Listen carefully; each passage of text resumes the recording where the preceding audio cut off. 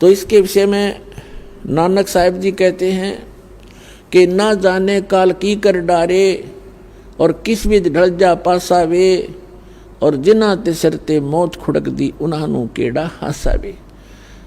नानक साहिब जी सिख धर्म के प्रवर्तक, परमात्मा प्राप्ति के उपरांत वो ऐसे रहा करते थे मायूस से, क्योंकि वो उस स्थान को देख चुके थे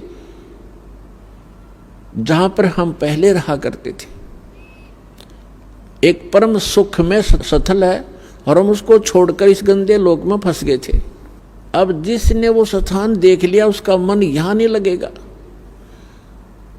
उसको तो ऐसा लगेगा जैसे तू गलत जगह फंस रहा है। कब वो समय आए मेरे मृत्यु हो, परमात्मा मुझे ले चले उस लोक में, तो इसलिए वो हमेशा मायूस रहते थे। यहाँ का कोई भी सुख उनको सुख दिखाई नहीं देता था। तो उस समय तो एक दो भक्त जाते थे, उनसे कहा करते थे कि महाराज जी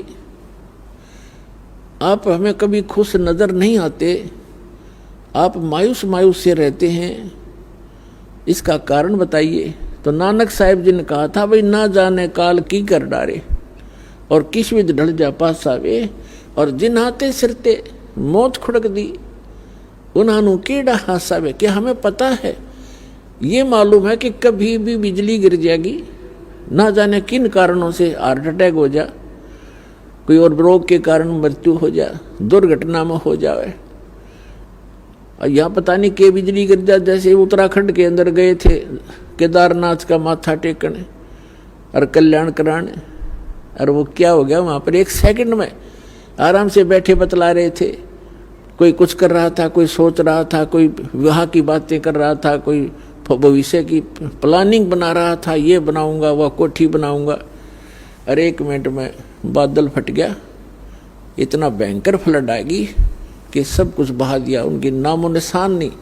काफ़ी लोगों का तो 100 भी नहीं मिले, मलबे के अंदर दब गए।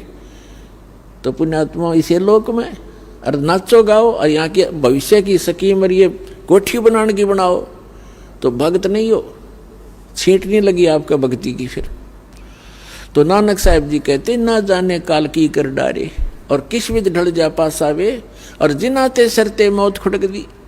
1 सेकंड का पता नहीं। कबीर साहब कहते ना जाने अगले सांस का आवण हो कि ना हो।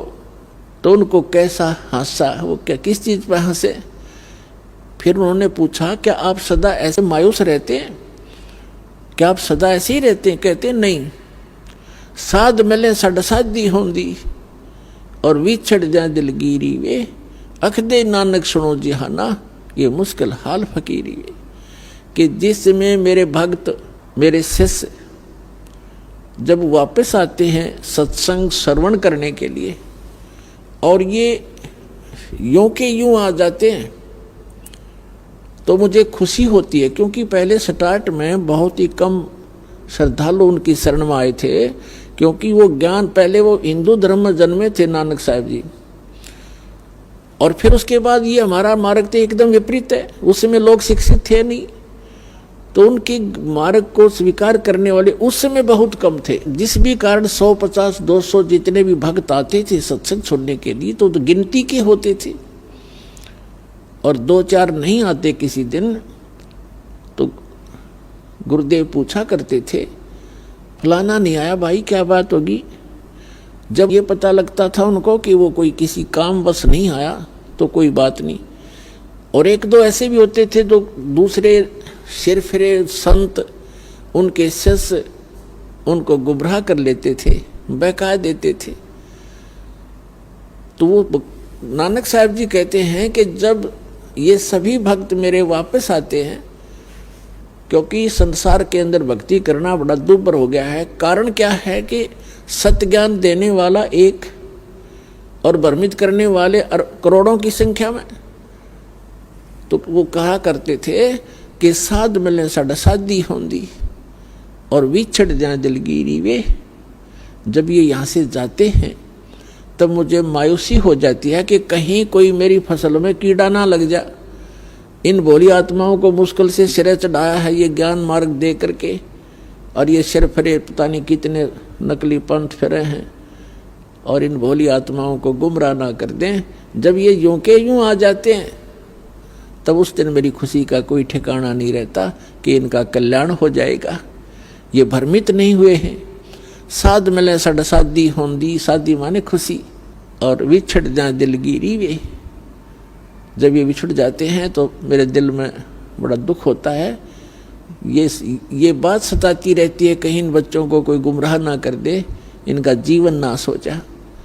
अख दे नानक सुनो जिहाना, ये मुश्किल हाल फकीरी वे। इस भक्ति का करना बड़ा कठिन है, क्योंकि अन्य साधनाएं तो परंपरागत है, उसमें तो कोई ये कहने वाला ही नहीं है कि आप ये ना करो, ये गलत है।